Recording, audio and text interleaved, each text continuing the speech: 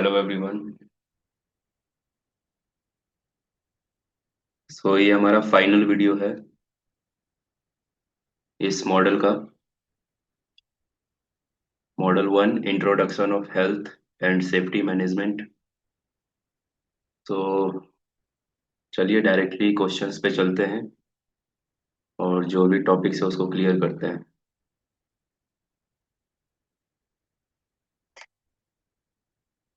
तो अभी तक हम लोगों ने डिस्कशन कर लिया है फोर्कलिफ्ट, क्रेन, ग्राइंडर टॉपिक तक। अब उसके आगे का टॉपिक को देखते हैं।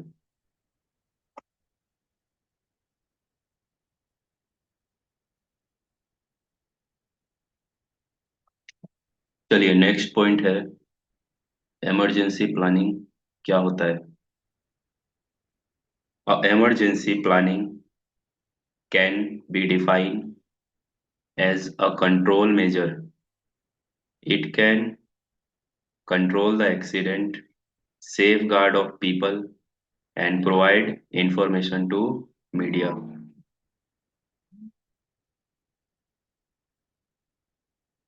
So emergency planning एक तरीके का कंट्रोल मेजर होता है। कंट्रोल मेजर यानी बचने का उपाय। ठीक है, सुरक्षा का उपाय। किसी भी खतरे से, किसी भी एक्सीडेंट से व्यक्ति को, जो वर्कर्स हैं साइट पे काम कर रहे हैं, उनको किस तरीके से बचाया जा सके दुर्घटनाओं से या दुर्घटनाओं के दौरान, उसके लिए हम लोग कुछ प्लानिंग करते हैं। ठीक। अब ये प्लानिंग किस तरीके से हो सकती है? तो आप लोगों ने नॉर्मली अपने एरिया में देखा होगा। कभी आप शॉपिंग करने मॉल गए होंगे, या मूवीज देखने सिनेमा हॉल गए होंगे, या बस में ट्रेवल किए होंगे, रेलवे स्टेशन पे आपने कई चीजों को नोटिस किया है। क्या क्या चीज तो बताता हूँ। जैसे आपने नोटिस किया होगा, शॉपिंग करने गए होंगे तो शॉपिंग मॉल में क्या होता है, इमरजेंसी एग्जिट होता है।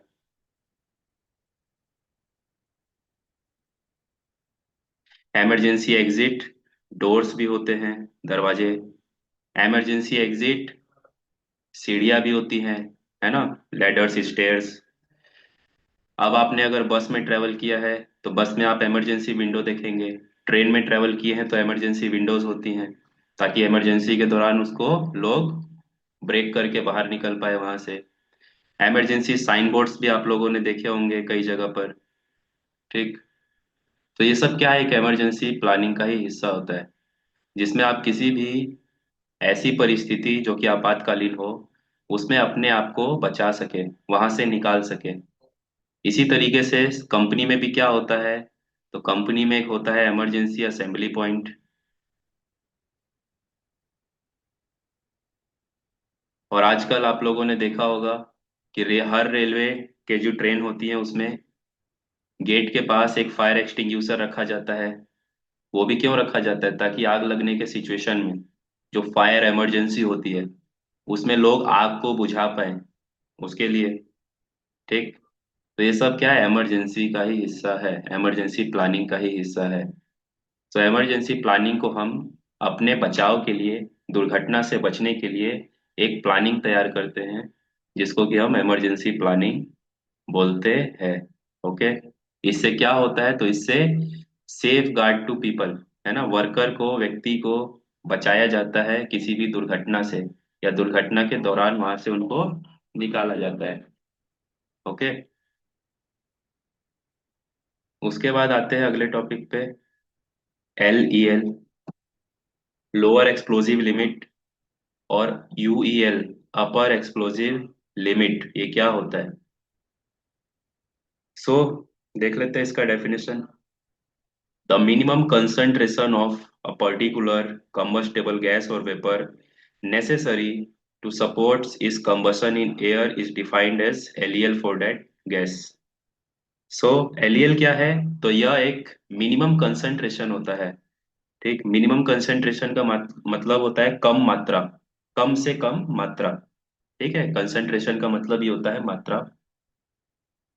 So the minimum concentration of particular combustible gas, यानी ज्वलनशील गैस का वह कम से कम मात्रा जो कि हवा में आग लगने के लिए पर्याप्त है, उसको हम बोलेंगे उस गैस का लोअर एक्सप्लोजिव लिमिट। ठीक है। एग्जाम्पल में, आप सभी के घर में एलपीजी सिलेंडर यूज होता है खाना बनाने के लिए। सो आप जब उस गैस को, एलपीजी को 5 सेकेंड 10 सेकेंड के लिए ओपन करके छोड़ देंगे अपने एनवायरनमेंट में, रूम में, और फिर बंद कर देंगे, और फिर माचिस जलाइएगा, तो आसपास क्या है, फ्लेम नहीं पकड़ेगा, आग नहीं पकड़ेगा। क्यों? क्योंकि अभी ऑक्सीजन के मुकाबले वहां का जो कंसंट्रेशन है उस गैस का वो बहुत कम है।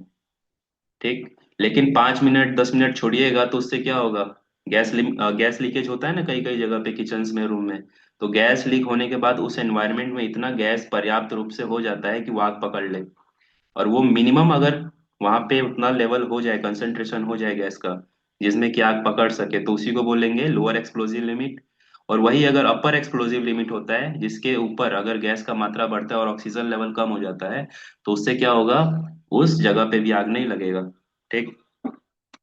इसमें आपको सबसे पहले समझना है इसमें कि फायर क्रिएट कैसे होता है। तो फायर क्रिएट होने के लिए हमें तीन चीजें चाहिए। क्या क्या? तो गर्मी, कोई फ्यूल जिसमें कि आग लग सके, जैसे कि यहाँ पे कंबस्टेबल गैस क्या है, एक फ्यूल है। और दूसरा, ऑक्सीजन। ठीक है। आग लगने के लिए हीट, फ्यूल और ऑक्सीजन चाहिए। ठीक। और हमारे एनवायरनमेंट में तीनों चीजें हैं, फ्यूल भी है, ऑक्सीजन भी है, एनवायरनमेंट भी है। लेकिन जब ये तीनों चीजें एक जगह पे इकट्ठा होंगे और केमिकल रिएक्शन करेंगे, तब जाके क्या होगा, आग क्रिएट होगा, फायर क्रिएट होगा। लेकिन इनका बराबर मात्रा में होना जरूरी है, तीनों का एक जगह पे। कहीं पे ऑक्सीजन ज्यादा है, फ्यूल नहीं है, हीट कम है, तो आग लगेगा? नहीं लगेगा। बताया ना मैंने। हमारा जो एनवायरनमेंट है, वातावरण है, वहां पर गर्मी भी है, चिंगारी, है ना, मोटर चलता है, मशीन चलता है, गाड़ियां हैं, स्मोकिंग करता है लोग, ये सब क्या है, हीट है। डायरेक्ट सनलाइट क्या है, हीट है। फ्यूल भी है, रबर, लकड़ी, paper, plastic, gas, diesel, petrol, ये सब क्या है, फ्यूल है, जिसमें आग पकड़ सकता है। ऑक्सीजन हमारे एनवायरनमेंट में बराबर है 24 घंटे।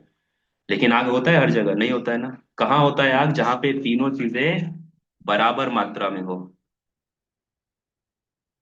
ठीक।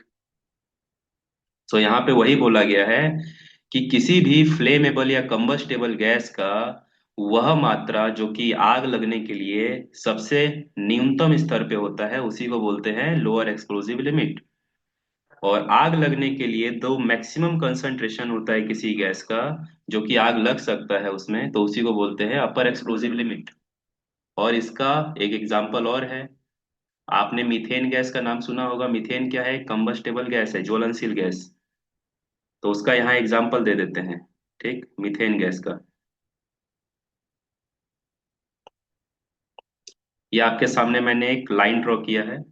ये किसको दर्शाता है? तो ये दर्शाता है ऑक्सीजन को। 0% से लेके 100%, ये क्या है?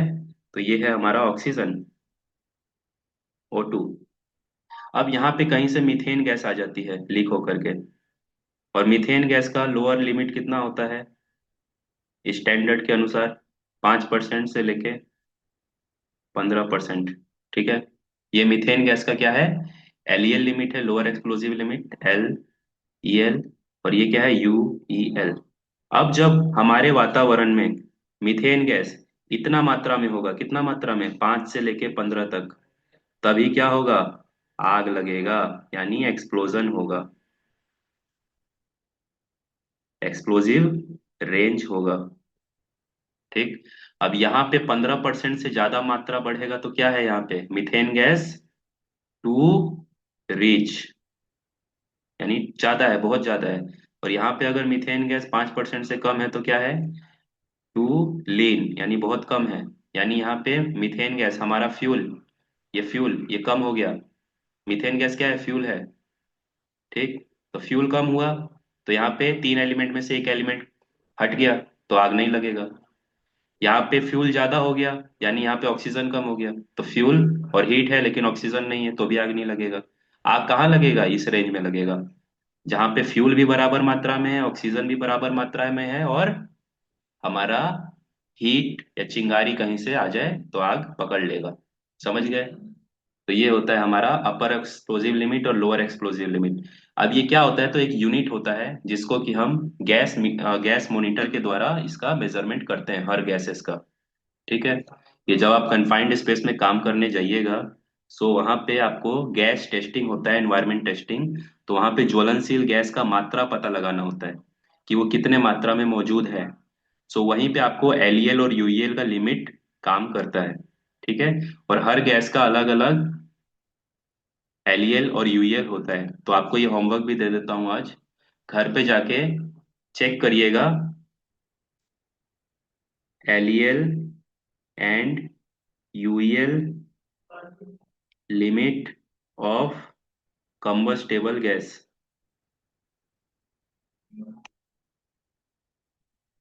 ठीक है। इसको आप चेक कर लीजिएगा। ये गूगल पे आपको इसका पूरा चार्ट मिल जाएगा, कंबस्टेबल गैस का एलईएल और यूएल लिमिट का। उतना ही होता है। ठीक है। उसी रेंज में आग लगेगा। जिस भी किसी गैस का एलईएल और यूएल का परसेंटेज आपको दिखा रहा है, उसी परसेंटेज के बीच जो रेंज होती है उसी में आग पकड़ेगा। और ये आपको कन्फाइंड स्पेस का जब वर्क चलता है तो वहां पे इसको गैस मॉनिटरिंग या फिर एनवायरमेंट टेस्टिंग के दौरान ये चेक किया जाता है उस गैस के लिए। चलिए अभी आगे बढ़ते हैं। सेफ्टी ऑफिसर की ड्यूटीज, कि एक सेफ्टी ऑफिसर की क्या ड्यूटीज होती है। अगर आप सेफ्टी ऑफिसर बनते हैं और साइट पे जाके ज्वाइन करते हैं किसी भी साइट को, कंपनी को, तो आपको क्या करना होगा, क्या आपकी रिस्पॉन्सिबिलिटी होगी।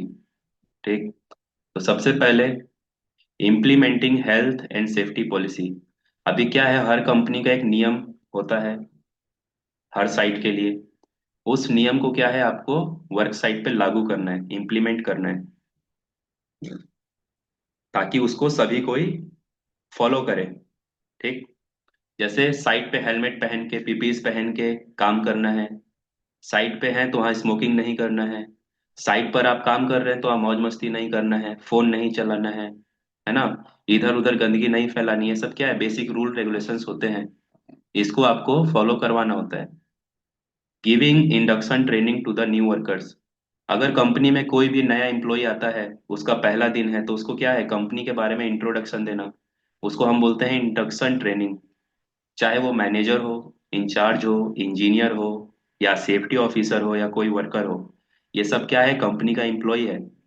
और इस एम्प्लॉय को कंपनी के पहले दिन ज्वाइनिंग के इंडक्शन ट्रेनिंग दिया जाता है, जिसमें कि उनको कंपनी के बारे में बताया जाता है, कंपनी में किस नेचर का वर्क चलता है वो बताते हैं, क्या क्या रूल रेगुलेशंस है वो बताया जाता है, इमरजेंसी नंबर्स बताए जाते हैं, कंपनी का ओवरव्यू मैप के द्वारा दिखाया जाता है कि यहाँ पे इमरजेंसी एग्जिट्स है, गेट्स है, असेंबली पॉइंट्स है। ये सब चीजें बताई जाती है इंडक्शन ट्रेनिंग में एक नए एम्प्लॉय को, ताकि वो कंपनी के बारे में अच्छे से जान पाए। तीसरा होता है प्रिपेयर टूल बॉक्स टॉक, जिसको कि शॉर्ट में हम लोग टीबीटी बोलते हैं। यह एक अवेयरनेस मीटिंग होता है जो कि काम के बारे में वर्कर्स के बीच डिस्कशन किया जाता है। एक सेफ्टी ऑफिसर बताता है इसको, प्रेजेंट करता है कि काम क्या है, उस काम में क्या खतरे होते हैं, और उन खतरों से कैसे बचा जा सके। यही सब चीज डिस्कशन होता है। और ये मीटिंग डेली बेसिस पे होता है, काम करने से पहले 5 से 10 मिनट तक। ठीक है। शॉर्ट मीटिंग होता है ये, वर्क सेफ्टी मीटिंग भी इसको बोलते हैं। प्रिपेयर मंथली स्टैटिक्स, यानी पूरे मंथ का सेफ्टी रिपोर्ट बनाना। पूरे महीने आपने क्या काम किया है, पूरे महीने आपने कितना परमिट लिया है, पूरे महीने आपने वर्क साइट पे क्या क्या ऑब्जर्वेशन किया है ना। वर्क साइट पे कितना इंसिडेंट हुआ, एक्सीडेंट हुआ, उन सब का स्टैटिक्स डेटा तैयार करके आपको मैनेजमेंट को मेल करना होता है। तो ये भी एक सेफ्टी ऑफिसर का ड्यूटी है। Prepare the checklist. कोई मशीन, कोई व्हीकल, कोई इक्विपमेंट, कोई टूल अगर काम में लिया जा रहा है, इस्तेमाल होने वाला है, तो इस्तेमाल करने से पहले क्या करना है, उसको इंस्पेक्ट कर लेना है, जांच कर लेना है।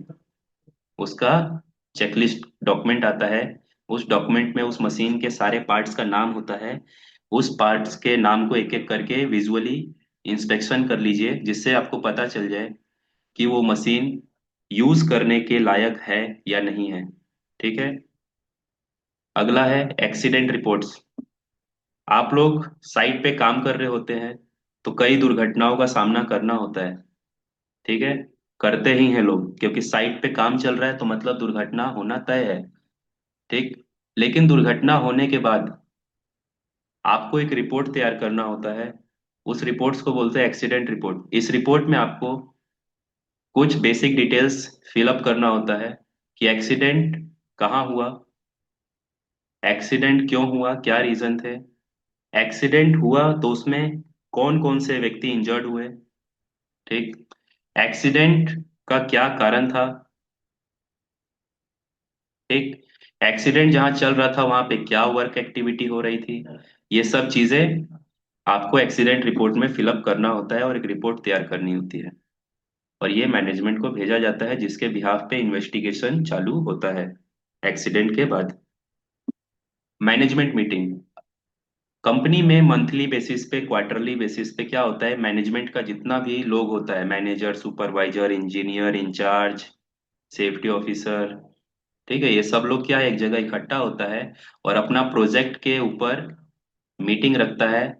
और उसमें क्या और इम्प्लीमेंट किया जाए, डेवलपमेंट किया जाए कि और प्रोजेक्ट में एक्सीडेंट इंसिडेंट का चांस को कम किया जाए, वो सब पे बात होता है।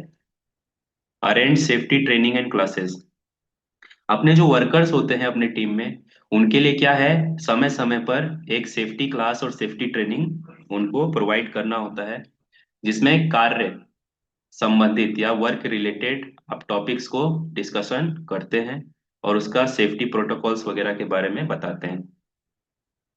Inspection of fire extinguisher, fire extinguisher जो कि आग बुझाने के काम में आता है।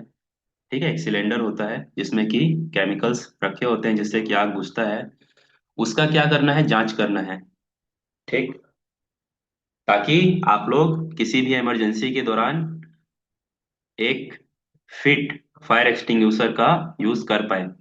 आग लगा और फायर एक्सटिंग्विशर काम ही नहीं कर रहा तो फिर फायदा नहीं है कोई। इसीलिए डेली बेसिस पे, वीकली बेसिस पे या मंथली बेसिस पे फायर एक्सटिंग्विशर को चेक किया जाता है, ताकि इमरजेंसी के दौरान ये काम करें। इसमें कोई खराबी होती है तो फिर इसको बदल दिया जाता है।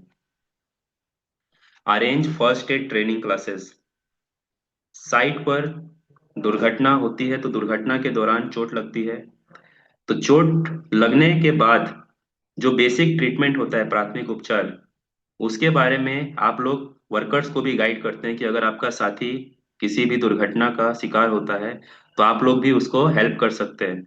उसके लिए ट्रेनिंग क्लासेस दी जाती है फर्स्ट एड की। चेकिंग परमिट टू वर्क, काम करने से पहले परमिट चेक करना या परमिट फिलअप करना एक सेफ्टी ऑफिसर का काम है। ठीक है।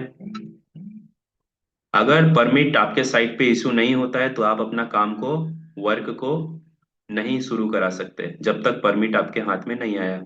ठीक है। तो ये एक सेफ्टी ऑफिसर का ड्यूटी होता है। आई होप आपको क्लियर हुआ होगा ये दोनों तीनों टॉपिक्स जो आज हमने डिस्कशन किया है। सो इसके बाद हम लोग मॉडल 2 चैप्टर 2 पढ़ेंगे। और इस टॉपिक से रिलेटेड जो भी आपके डाउट्स होंगे आप लोग ग्रुप में, अपना स्टूडेंट ग्रुप में शेयर कर दीजिएगा, उसमें आपको आंसर मिल जाएगा। सो मिलते हैं नए वीडियो में आप सभी से। तब तक के लिए गुड बाय सभी को।